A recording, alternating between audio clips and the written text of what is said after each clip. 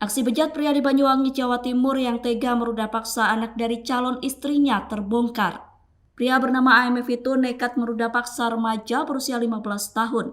AMF melancarkan aksi dengan tipu muslihat yang dirancangnya. Ia meruda paksa korban dengan dalih melakukan ritual pengusiran makhluk halus genderuwo. Hal itu dikonfirmasi Kapolsek Genteng Kompol Sudarmaji pada Senin 29 Mei 2023. Kompol Sudarmaji mengatakan pelaku memberitahu bahwa korban diikuti makhluk halus. Untuk bisa melepaskan makhluk halus itu, korban diminta berhubungan badan dengan pelaku. Tipu muslihat itu disampaikan saat tersangka sedang berada di kediaman korban.